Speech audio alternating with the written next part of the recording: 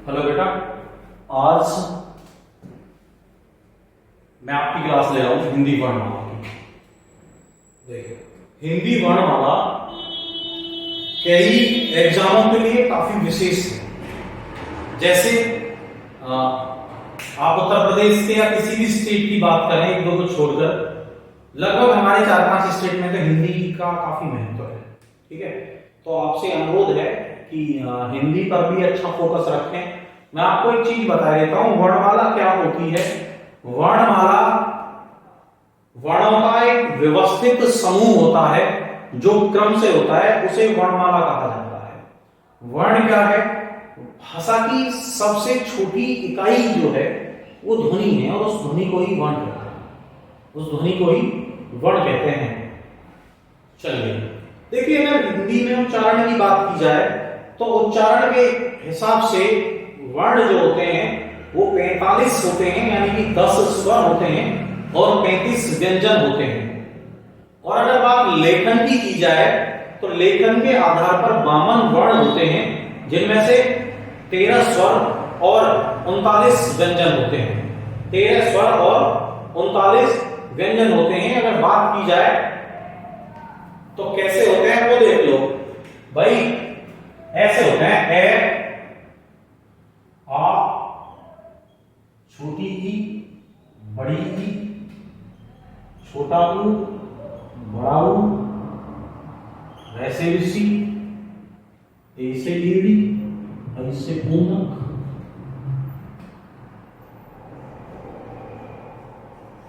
औसे ओखली, औसे औरत। ये तो है आपके स्वर। अगर बात अब व्यंजन की जाए तो व्यंजन है बेटा कै, खे, गे, घे,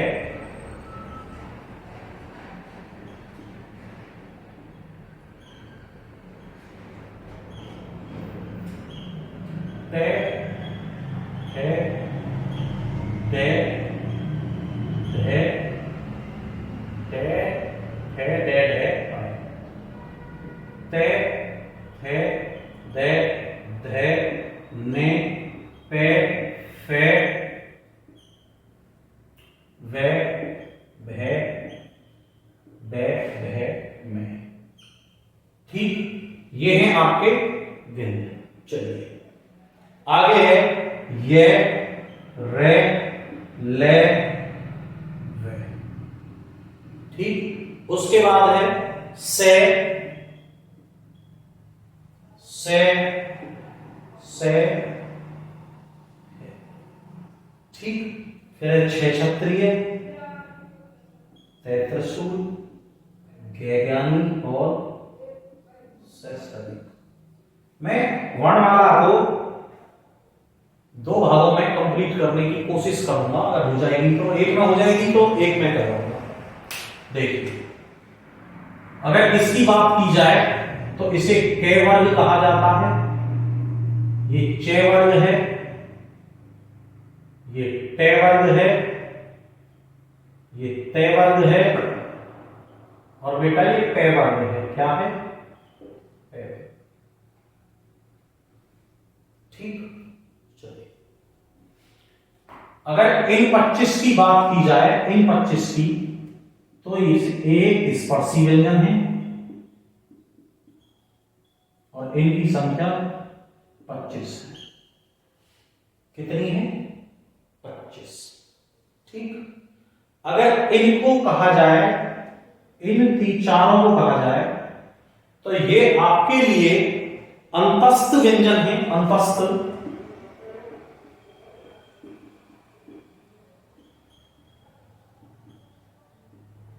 ये अंतस्थ व्यंजन है।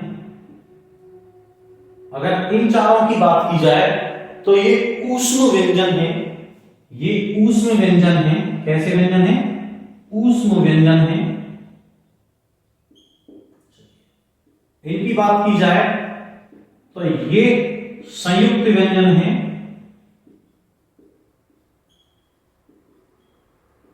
कैसे व्यंजन है? संयुक्त व्यंजन है। मैं एक बात और क्लियर किए देता हूं, यही ये जो पांचों हैं, ये इनको अनुनासिक भी कहा जाता है। क्या कहा जाता है? अनुनासिक व्यंजन। अनुनासिक व्यंजन। अच्छा जी, अब हम थोड़ी सी एक बात और कर लेते हैं बेटा यहां से। अब हमारे पास क्या है? हमारे पास स्वर है। ठीक, स्वर क्या होता है?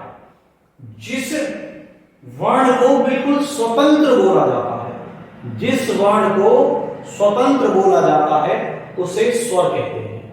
ठीक, अब बात ये आती है कि स्वर कितने प्रकार के होते हैं। तो देखिए, स्वर वैसे तो दो प्रकार के होते हैं, लेकिन कहीं कहीं कभी कभी ऐसा आ जाता है कि तीन प्रकार भी हो जाते हैं। प्लुत स्वर होता है एक, उसे तीसरे प्रकार में रख लिया जाता है।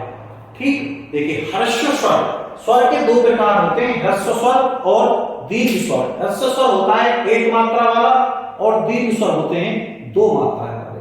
देखिए ह्रस्व स्वर आ जाएंगे पहला। ह्रस्व स्वर में जो है अपने ए, ठीक, छोटी ई, छोटा ऊ और रे से ऋषि। और बेटा अगर दीर्घ स्वर की बात कर ली जाए तो दीर्घ स्वर में बाकी के जितने भी हैं, आ, बड़ी ई, बड़ा ऊ, ए से ईडी, ऐ से ऐनक, ओ से ओखली और औ से औरत। ठीक, अच्छा, अब यहां से एक और आते हैं। ठीक, दो ये अंग और अह। कौन कौन से रहेंगे? अंग और अह। ये जो दोनों स्वर हैं, इन स्वरों को अयोगवाह कहा जाता है। क्या कहा जाता है? अयोगवाह स्वर। अयोगवाह स्वर। ठीक है, अच्छा जी, अब बात आती है इनकी। देखिए अंतस्थ व्यंजन, ऊष्म व्यंजन, संयुक्त व्यंजन। अगर छह छत्रीय की बात की जाए तो ये कै और सै को जोड़कर बनता है, दोनों ही आधे होते हैं। ये तय और रे को जोड़कर बनता है। ठीक है, अब बात आई किसकी? यानी कि ये जय और अह को जोड़कर बनता है। ठीक, फिर आई किसकी बात? सह श्रमिक की। सह श्रमिक की, तो बेटा सह श्रमिक सह और रे को जोड़कर बनता है। किसको? सह को और रे को जोड़कर बनता है। ये हैं इनके रूप। ठीक, चलिए अब हमने वर्णमाला को किस में बांट दिया? स्वरों में बांट दिया, व्यंजनों में बांट दिया। व्यंजनों को भी कई तरीके में बांट दिया। किसमें? स्पर्शी व्यंजन में बांट दिया, अनुनासिक व्यंजन में बांट दिया, अंतस्थ व्यंजन में बांट दिया, ऊष्म व्यंजन में बांट दिया, संयुक्त व्यंजन में बांट दिया। ठीक, संयुक्त व्यंजनों को भी बांट दिया। किसमें?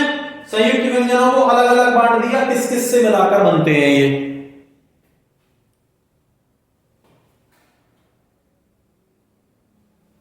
अच्छा जी, आगे देखते हैं आगे क्या है। इसके लिए एक कंडीशन और दे रखी है इन लोगों ने। अब ये जो व्यंजन है वो दो चीजों में और विभाजित होने हैं। किस किस में? एक अघोष वर्ण और एक सघोष वर्ण। यानी कि अघोष और सघोष क्या होते हैं? तो देखिए अघोष होता है पहला और दूसरा व्यंजन। यानी कि कौन से? ये पहला वर्ग और दूसरा वर्ग। वर्ग का, किसी भी वर्ग का पहला और दूसरा जो वर्ण होता है ये वर्ग है। किसी भी वर्ग का पहला और दूसरा वर्ण, पहला और दूसरा जो व्यंजन है या जो वर्ण है वो अघोष होता है। और तीसरा, चौथा और पांचवा, तीसरा, चौथा और पांचवा सघोष वर्ण होता है। अब इसके बाद एक और चीज आती है कि अल्पप्राण और महाप्राण क्या होते हैं। देखिए अल्पप्राण वो वर्ण होते हैं जिन्हें बोलने में बहुत ही कम समय में बहुत ही कम एनर्जी लगती है। जैसे कै, खे, यानी कि कै के बाद क्या है? खे। खे को बोलने के लिए आपको ज्यादा ताकत की जरूरत पड़ रही है, तो ये जो वर्ण है ये महाप्राण है, यानी कि इसको बोलने में ज्यादा। तो पहला तीसरा और पांचवा। पहला, तीसरा और पांचवा व्यंजन जो है वो अल्पप्राण है प्रत्येक वर्ग का। अब प्रत्येक वर्ग का दूसरा और चौथा ये महाप्राण है। कैसा है? महाप्राण। अनुनासिक मैंने आपको बता ही दिए हैं, ठीक है। अच्छा, एक चीज और बता ही देता हूं मैं आपको, ह्रस्व स्वर को मूल स्वर भी कहा जाता है। ह्रस्व स्वर को मूल स्वर भी कहा जाता है। मैं 2 क्वेश्चन और इसमें लिखवा रहा हूं, अलग से बताऊंगा। इसको थोड़ा सा यहां से मिटा रहा हूं, आप नोट कर लेना, ऐसी कोई वो नहीं है। देखिए, इसे भी मिटाना।